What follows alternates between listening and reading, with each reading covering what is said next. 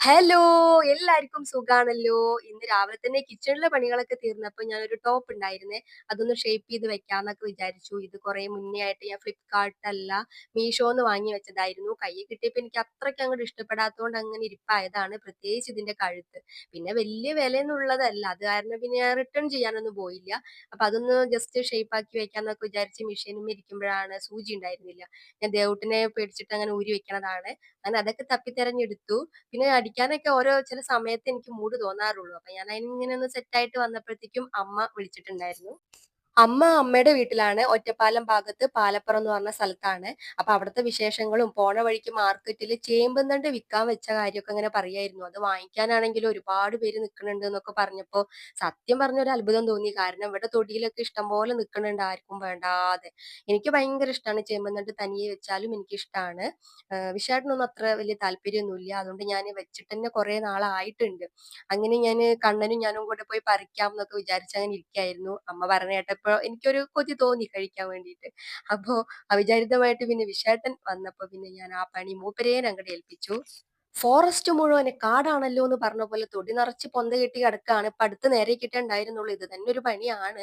അപ്പൊ ഞാൻ വിശ്വാട്ടിനോട് ഒരെണ്ണം മതി എന്ന് പറഞ്ഞു. കാരണം അതന്നെ അത്യാവശ്യം നല്ല വലിപ്പമുള്ളതാണ്. അതിന്റെ ഇലയോട് കൂടി പറിക്കാൻ പറഞ്ഞേ. പിന്നെ ചേമ്പൊക്കെ ഈ സമയത്താണോ പറിക്കാന്ന് എനിക്ക് അതിനെക്കുറിച്ച് അത്രയ്ക്ക് അങ്ങോട്ട് അറിയില്ല. അത് കാരണം അത് പിന്നെ നോക്കാം എന്ന് പറഞ്ഞിട്ട് ഞങ്ങൾ ഒരെണ്ണം മാത്രമേ പറിച്ചിട്ടുണ്ടായിരുന്നുള്ളൂ. പണ്ട് ഞാൻ എന്റെ വീട്ടിൽ നിന്ന് ഒരുപാട് ചേമ്പിന്റെ കിഴങ്ങ് കൊടുന്നിട്ട് ഇവിടെ തൊടിയിൽ കുഴിച്ചിട്ടിട്ടുണ്ടായിരുന്നു.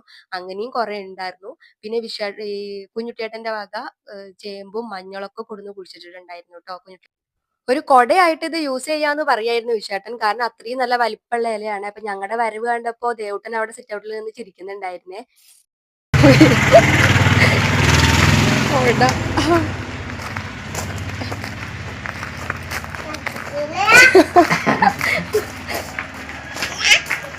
കൊട കൊട കൊട. പിന്നെ ഞാൻ തയ്ക്കാനൊന്നും ഇരുന്നില്ല. വേഗം ചേമ്പും ഞാന് മേലെന്ന് ഇങ്ങട് താഴേക്ക് ഇങ്ങട് വലിച്ച് കഴിഞ്ഞാ അതിന്റെ തോല് ഇങ്ങട് പോരുമല്ലോ. ഞാൻ അങ്ങനെയും ചെയ്തു. പിന്നെ കത്തി വെച്ച് തോല് അങ്ങനെ ചെത്തി ചെത്തി എടുത്തിട്ട് ചെറിയ ചെറിയ പീസാക്കിയിട്ട് ഞാൻ മുറിച്ചെടുത്തു. അപ്പോഴാണ് ഒരു കാര്യം ഓർമ്മ വന്നത്. കുഞ്ഞുട്ടിയേട്ടന്റെ വീട്ടിൽ നിന്ന് കപ്പ കൊണ്ടുവന്നത് ഇരിക്കുന്നുണ്ടായിരുന്നു. അപ്പൊ കഴിഞ്ഞ തവണ നല്ല വലിയ കപ്പയാണെങ്കിൽ ഇത്തവണ ദാ നല്ല ഉരുണ്ട മണികളാണ്. അപ്പൊ ഞാൻ ചിലതൊക്കെ കേട് വന്നിട്ടുണ്ടായിരുന്നു. അതായത് നീല കളർ ഓടിയിട്ടുണ്ടായിരുന്നു. അപ്പൊ അതൊന്നും എടുത്തില്ല. നല്ലത് നോക്കിയിട്ട് എടുത്തു. എന്നിട്ട് കപ്പയും ചേമ്പും തണ്ടും കൂടെ അങ്ങട് വെക്കാന്ന് വിചാരിച്ചു.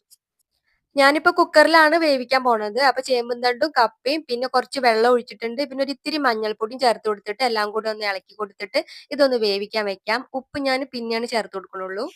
കുക്കറിന്റെ കാര്യം പറഞ്ഞപ്പോഴാണ് ഇതുപോലൊരു കുക്കർ വേറെ ഉണ്ടായിരുന്നു എന്റെ കയ്യില്. അതൊരു ദിവസം ഞാൻ പരിപ്പ് വേവിക്കുകയായിരുന്നു. അതിന് ഫസ്റ്റ് വിസിലടിച്ചു. രണ്ടാമത്തെ വിസിലിന് കുക്കർ മേലോട്ട് പോയി സീലിങ്ങിൽ തട്ടി ചുമരിൽ ചെന്ന് ഇടിച്ച് താഴേക്ക് വീണ് അവിടെ കടന്ന് കറങ്ങുന്നുണ്ടായിരുന്നു. സത്യത്തിൽ ഞാൻ പുറത്തായിരുന്നു കേട്ടോ, ഉമ്മറത്തായിരുന്നേ.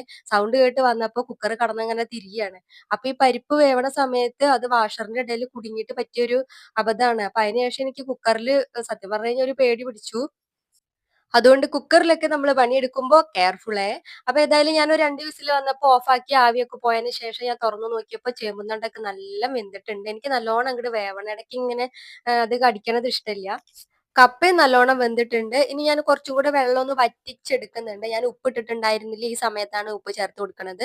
ഇനി ഒന്ന് വറ്റി വരട്ടെ. അതിന്റെ ഇടയില് വീട്ടില് തേങ്ങ ഇട്ടപ്പോ 2, 3 ഇളനീരും ഇട്ടിട്ടുണ്ടായിരുന്നേ. അപ്പൊ വിശേട്ടനും കണ്ണനും കൂടെ ദാ ഇളനീരുമ്മെ മല്ലികെട്ടിക്കൊണ്ടിരിക്കുകയാണ്. വേഗം വന്നോ ഇല്ലെങ്കിൽ ഞങ്ങള് തിന്ന് തീർക്കുംന്ന് പറഞ്ഞപ്പോ ഞാൻ വേഗം പോയിട്ട് അതിന്റെ ഇടയിൽ കൂടെ ഇളനീരൊക്കെ അകത്താക്കി. അപ്പോഴത്തേക്കും നമ്മുടെ ചേമ്പുംതണ്ട് കറി ഞാൻ വിചാരിച്ച പോലെ ദാ കുറുകി വന്നിട്ടുണ്ട്. അത്ര മതി. ഇനി ചെറിയുള്ളി, വെളുത്തുള്ളി, കാന്താരിമുളക്, ഉണക്കമുളകായാലും മതി. ഇത് മൂന്നും കൂടെ ഒന്ന് നല്ലോണം കുത്തിയെടുത്തിട്ട് വെളിച്ചെണ്ണയിൽ മൂപ്പിച്ചെടുക്കണം. കറിവേപ്പിന്റെ ഇല ഇട്ട് കൊടുക്കണം. എന്നിട്ട് നമ്മുടെ ഈ ചേമ്പുംതണ്ട് കറിയിലേക്ക് അങ്ങോട്ട് ഒഴിച്ചു കൊടുത്തിട്ട് എല്ലാം കൂടി ഒന്ന് ഇളക്കി കൊടുത്തു കഴിഞ്ഞാൽ നമ്മുടെ കറി ഉഷാറായി. കൂടെ ചേമ്പും ഉണ്ടെങ്കിൽ ഉഷാറായേനെ. പക്ഷെ ചേമ്പ് പറിക്കണമെങ്കിൽ മൂപ്പർക്ക് അപ്പൊ സമയം ഉണ്ടായിരുന്നില്ല. വേറൊരു ദിവസം പറിച്ചു തരാന്നൊക്കെ പറഞ്ഞപ്പോ പിന്നെ ഞാൻ വേണ്ടാന്ന് പറഞ്ഞു.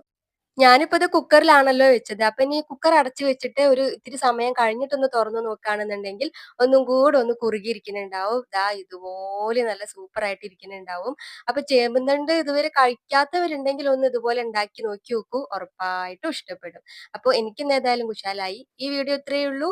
ഈ വീഡിയോയുടെ കൂടെ നിങ്ങൾ മറ്റുള്ള വീഡിയോസ് ഒക്കെ കണ്ടു നോക്കി നോക്കൂ. എന്നിട്ട് നിങ്ങൾക്ക് ഇഷ്ടപ്പെടുകയാണെന്നുണ്ടെങ്കിൽ ലൈക്ക് ചെയ്യാനും ചാനൽ ഇതുവരെ സബ്സ്ക്രൈബ് ചെയ്തിട്ടില്ലെങ്കിൽ സബ്സ്ക്രൈബ് ചെയ്തൊന്ന് സപ്പോർട്ട് ചെയ്യാനും മറക്കരുതേ. അപ്പൊ നമുക്ക് അടുത്തൊരു വീഡിയോ ആയിട്ട് വീണ്ടും കാണാം. ടാറ്റാ, ബൈ.